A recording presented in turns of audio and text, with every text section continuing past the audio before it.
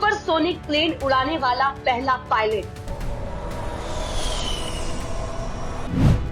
जिसने ध्वनि की गति को छोड़ दिया था पीछे,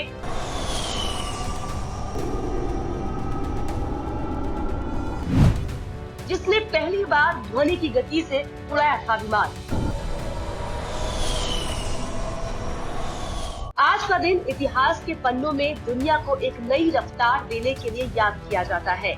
14 अक्टूबर का ही वो दिन था जब इंसानी ध्वनि की गति को भी पीछे छोड़ दिया था। आज का किस्सा उस शख्स की कहानी है जिसने पहली बार ध्वनि की गति यानी कि सुपरसोनिक से विमान उड़ाया था। ध्वनि की गति से विमान उड़ाने वाले पहले पायलट अमेरिकी वायुसेना के कैप्टन चार्ल्स ई चक येजर थे। उन्होंने 14 अक्टूबर 1947 को ये रिकॉर्ड बनाया था। येजर को X-1 कार्यक्रम के लिए परीक्षण पायलट के रूप में नियुक्त किया गया था। अमेरिकी वायुसेना के कैप्टन चक येजर ध्वनि की गति भी ज्यादा तेज उड़ान भरने वाले पहले व्यक्ति बन गए थे।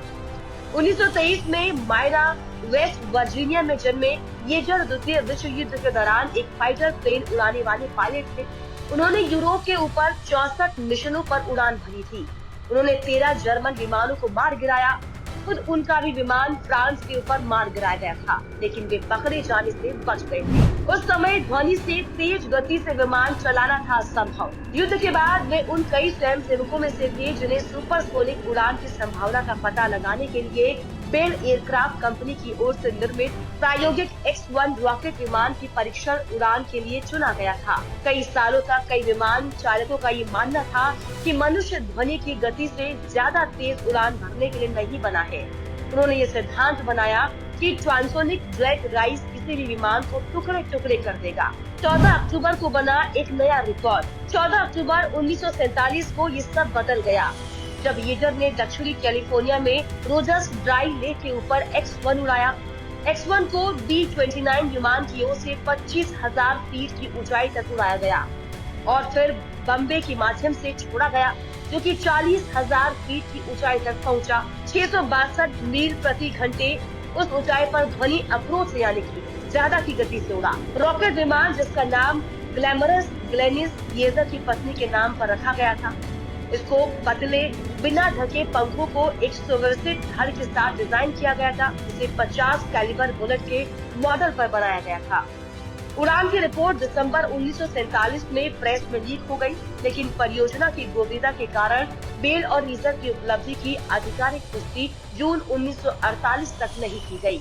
येजर ने परीक्षण पायलट के रूप में काम करना जारी रखा और 1953 में उन्होंने एक X-1 ए रॉकेट विमान में 1650 मील प्रति घंटे की गति से उड़ान भरी। वे 1975 में ब्रिगेडियर जनरल के पद से अमेरिकी वायुसेना से सेवानिवृत्त हुए।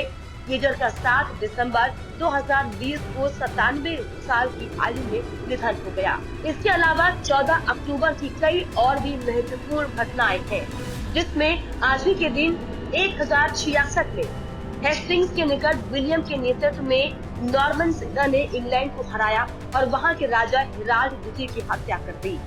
सन 1322 में स्कॉटलैंड की सेना ने अंग्रेजी राजा एडवर्ड द्वितीय को हराया और स्कॉटलैंड को अंग्रेजी शासन से मुक्ति दिलाई। 1882 में शिमला में पंजाब विश्वविद्यालय की स्थापना की। ये ब्रिटिश उपनिवेशवादी सरकार की ओर से कलकत्ता, बम्बई और मद्रास के बाद स्थापित किया गया भारत का चौथा विश्वविद्यालय था। इसके अलावा 1923 में वर्ष का चौथा उष्णकटिबंधीय तूफान पनामा के ठीक उत्तर में आया। 1933 में नाजी जर्मनी ने राष्ट्र संघ से अपने को अलग किया।